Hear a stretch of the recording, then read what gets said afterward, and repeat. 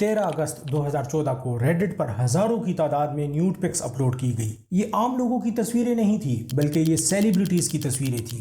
ان میں سے کچھ تصویریں ایکٹریسز، کچھ سنگرز، کچھ ماڈلز اور کچھ ایتھلیٹس کی تھی۔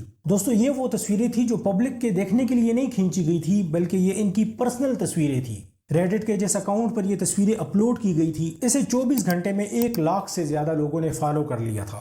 یہ تصویریں پورے انٹرنیٹ پر جنگل میں لگنے والے آگ کی طرح پھیل گئی تھی اور لاکھوں لوگوں نے ان تصویروں کو دیکھا۔ ان میں سے جینیفر لارنس کی تصویریں سب سے زیادہ سرکولیٹ ہو رہی تھی کیونکہ یہ اس وقت ہالی ووڈ کی ہائیسٹ پیڈ ایکٹریس تھی۔ ان پکچرز کے لیک ہونے کے کچھ ہی دیر کے بعد اس ایکٹریس کا نام گوگل پر ٹاپ ٹرینڈ بن گیا تھا اور ہر طرف اسی کی تصویریں نظر آ رہی تھی۔ متاثرہ ایکٹریسز اس وقت 2 مختلف گروپس میں تقسیم ہو گئی تھی۔ ایک گروپ میں وہ ایکٹریسز تھی جو ان تصویروں کو فیک کہہ رہی تھی، جبکہ دوسرے گروپ میں ایسی ایکٹریسز تھی جنہوں نے اب انٹرنیٹ سے ان تصویروں کو ریموو کرنے کے لیے بھاگ دوڑ شروع کر دی تھی۔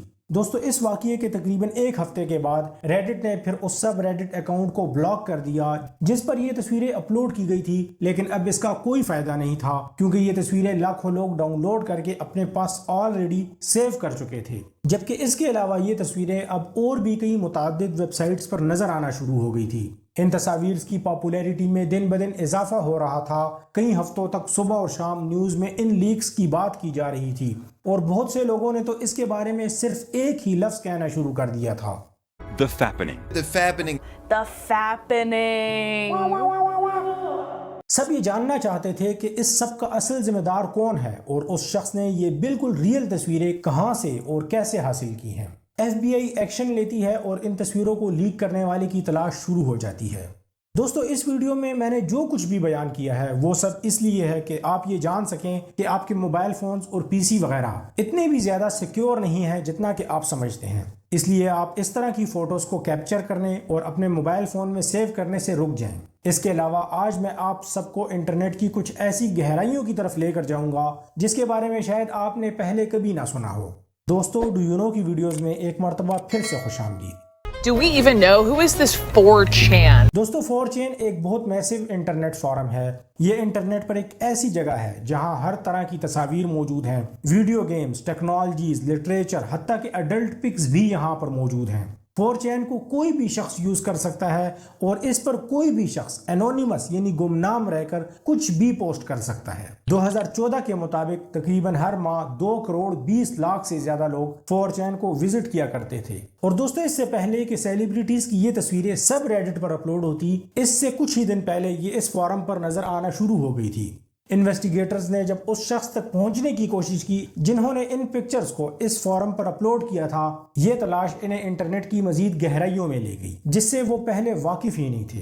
NNIBB 4chan کی طرح کا ہی ایک فورم ہے، لیکن یہ ویب سائٹ صرف پورنوگرافک امیجز کو ڈسٹریبیوٹ کرتی ہے۔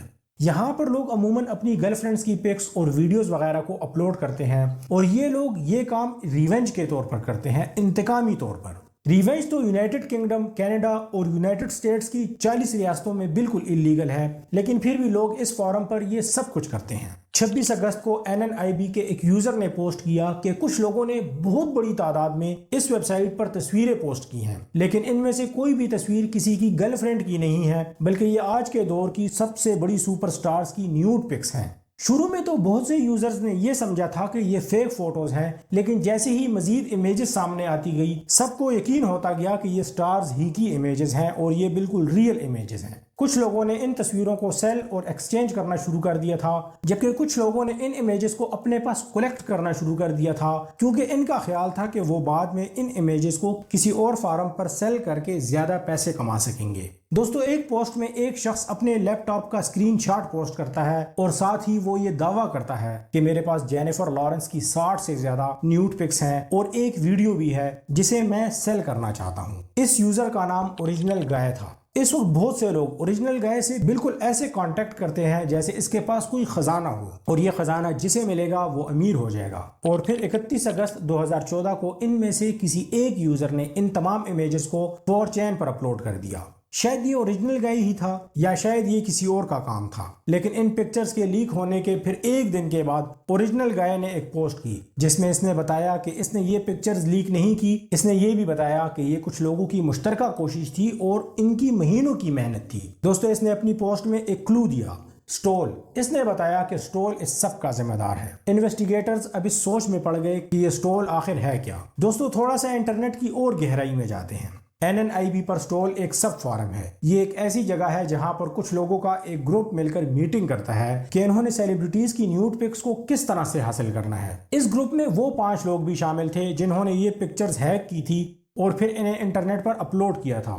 یہ سب کے سب US میں رہتے تھے اور ان کی عمر تقریباً 20 سے 30 سال کے درمیان تھی۔ ان 5 میں سے ایک ٹیچر تھا جس کا تعلق ورجینیا سے تھا، دوسرا شخص کسٹمر کیئر سروس کا نمائندہ تھا، اس کا تعلق شکاگو سے تھا، تیسرا شخص بینک مینیجر تھا، اس کا تعلق کنیکٹیکٹ سے تھا، چوتھا شخص ای کامرس امپلائی تھا اور اس کا تعلق لینکیسٹر سے تھا، 5واں شخص بے روزگار تھا، اس کی عمر تقریباً 29 سال تھی اور یہ اپنے والدین کے ساتھ رہ رہا تھا۔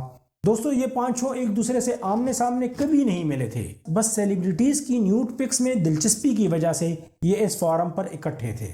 یہ سب سیلیبریٹیز کی امیجز کو چراتے تھے اور انہیں آگے سیل کرتے تھے۔ یہ لوگ ان امیجز کو خود سے کبھی بھی پبلک میں شیئر نہیں کرتے تھے اور یہ لوگ ایک دوسرے کے ساتھ بھی امیجز کو اس فورم پر اوپنلی ایسے ہی شیئر نہیں کرتے تھے، بلکہ یہ لوگ ای میل کے ذریعے یا پھر دوسرے ذرائع کا استعمال کر کے ان تصاویر کو شیئر کرتے تھے۔ اس کے علاوہ یہ کسی بھی نیو ممبر کو سٹول میں اس وقت تک ایڈ نہیں کرتے تھے جب تک اس کے پاس کسی سیلیبریٹی کی کم سے کم ایک بالکل نیوڈ اور اوریجنل پک موجود نہ ہو۔ یہ گروپ کئی سالوں سے اسی طرح کام کر رہا تھا اور یہ لوگ یہاں پر خود کو بالکل سیکیور محسوس کر رہے تھے۔ ان تصاویر کے لیک ہونے کے فوراً بعد انہیں معلوم ہو جاتا تھا کہ یہ ان کے آئی فون سے ہی نکلی ہیں۔ دوستو جب یہ تصویریں لیک ہوئی تو پھر لوگوں نے ایپل کے سیکیورٹی سسٹم پر الزام لگانا شروع کر دیا۔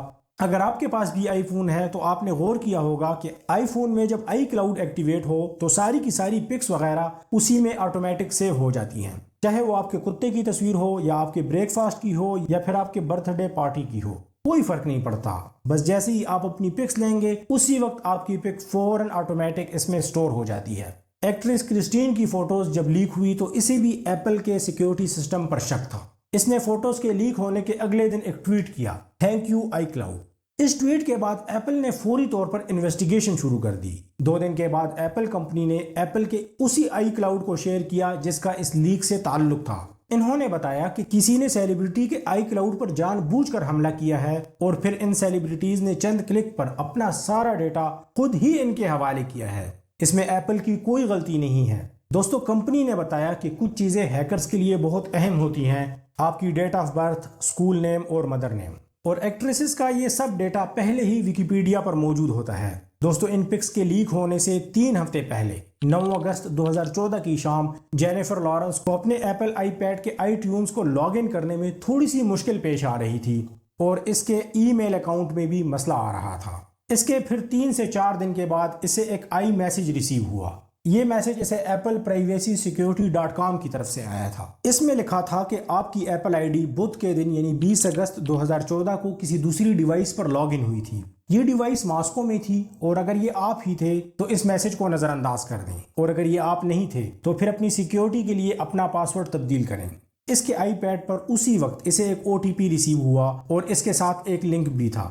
اس نے یہ OTP اس لنک میں لکھنا تھا اور اس کے بعد اس نے اسی لنک میں اپنا ای میل اور پاسورڈ بھی لکھنا تھا۔ دوستو یہ میسج ایپل کی طرف سے نہیں تھا بلکہ یہ فیک میسج تھا۔ ان کا مقصد صرف لارنس کے اصلی پاسورڈ تک پہنچنا تھا۔ دوستو لارنس کو بعد میں یاد بھی نہیں تھا کہ اس نے ایسے ہی کسی لنک پر کلک بھی کیا تھا، لیکن اس کے اس لنک پر کلک کرنے کے فوراً بعد اس کی ساری انٹیمیٹ فوٹوز پوری دنیا کے ساتھ شیئر کی گئی۔ اس کے بعد امریکی حکام FBI نے جب تحقیقات کا آغاز کیا تو انہیں اس شخص تک پہنچنے میں صرف 1 ہفتے کا وقت لگا جس نے اس موبائل کو ہیک کیا تھا۔ انویسٹیگیشن کے دوران انہیں ایک IP ایڈریس ملا جسے مئی 2013 سے اگست 2014 تک تقریباً 500 آئی کلاؤڈ اکاؤنٹس تک رسائی کے لیے استعمال کیا گیا تھا۔ اس اکاؤنٹ کو 2362 مرتبہ ایکسس کیا گیا تھا۔ FBI ٹیم نے انٹرنیٹ پرووائیڈر سے اس کسٹمر کے IP ایڈریس اور ہر چیز کا مطالبہ کیا اور تقریباً 10 اکتوبر کو انٹرنیٹ پرووائیڈر AT&T نے FBI ایجنٹس کو اس یوزر کا IP ایڈریس اور ڈیٹا دے دیا۔ اس شخص کا نام ایمیلیو ہریرا تھا، اپنے والدین کے ساتھ رہتا تھا اور ہریریا کے ہیک کیے گئے اکاؤنٹس میں سے بہت سی مشہور شخصیات بھی شامل تھی۔ انویسٹیگیٹرز نے شروع میں تو کچھ عورتوں کے نام اس ہیکر کے نام کے ساتھ شیئر کیے جن کے اکاؤنٹس اس نے ہیک کیے تھے، اور پھر کچھ دن کے بعد انہوں نے 4 اور لوگوں کو گرفتار کیا جنہوں نے بھی اسی طرح سیلیبریٹیز کی پکس اور امیجز کو ہیک کیا تھا۔ دوستو ایڈورڈ مائرچک بھی اسی ای میل کے ذریعے لوگوں کو دھوکہ دیا کرتا تھا جس ای میل کے ذریعے جینیفر لارنس کو دھوکہ دیا گیا تھا۔ دوستو ان 4 میں سے ایک نے انویسٹیگیشن کے دوران اس بات کا اعتراف کیا کہ اس نے اس طرح سے 300 اکاؤنٹس کو ہیک کیا ہے، جن میں سے 30 اکاؤنٹس فیمس لیڈیز سیلیبریٹیز کے تھے۔ ان کا ایک اور ساتھی جس کا نام ریان تھا، یہ بھی نیوڈ پکس کی ہیکنگ میں ملوث تھا، اور اس نے نومبر 2012 سے ستمبر 2014 تک تقریباً 50 آئی کلاؤڈز اور 72 جی میل اکاؤنٹس کے ساتھ چھیڑ چھاڑ کی تھی۔ اس کے علاوہ بینک امپلائی اور اسکول ٹیچر نے بھی ٹوٹل 200 کے قریب اکاؤنٹس کو ہیک کیا تھا۔ دوستو اسکول ٹیچر کے بارے میں کہا جاتا ہے کہ اس نے زیادہ تر اپنے ہی سرکل کے لوگوں کے اکاؤنٹس کو ایکسس کیا تھا، یعنی یہ زیادہ تر اپنے اسٹوڈنٹس اور اپنے ساتھ کام کرنے والے ٹیچرز کے اکاؤنٹس کو ہیک کیا کرتا تھا۔ دوستو ہیکنگ تک تو ٹھیک ہے، لیکن ایف بی آئی کبھی یہ پروف نہیں کر سکی کہ یہ تصویریں انہوں نے ہی لیک کی ہیں، اور آج تک یہ واضح نہیں ہو سکا کہ یہ پکچرز NNIB تک کیسے پہنچی۔ دوستو ایف بی آئی والے آج تک یہ معلوم نہیں کر سکے کہ یہ اوریجنل گائے اصل میں کون تھا۔ کورٹ نے ان لوگوں کو پکس کو ہیک کرنے کی سزا دی، لیکن انہیں لیک کرنے کی سزا نہیں دی، کیونکہ ان کے خلاف تصویروں کو لیک کرنے کا کوئی ثبوت عدالت میں پیش نہیں کیا گیا، اس لیے انہیں کوئی بڑی سزا نہیں دی گئی۔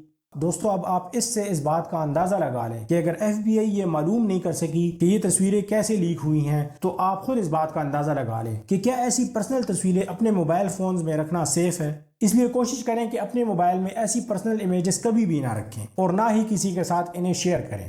دوستو آج کی انٹرسٹنگ اور انفارمیٹو ویڈیو کو لائک کرنے کا اور اپنے فرینڈز کے ساتھ شیئر کرنے کا بے حد شکریہ۔ ملتے ہیں ایک اور نئی شاندار ویڈیو میں۔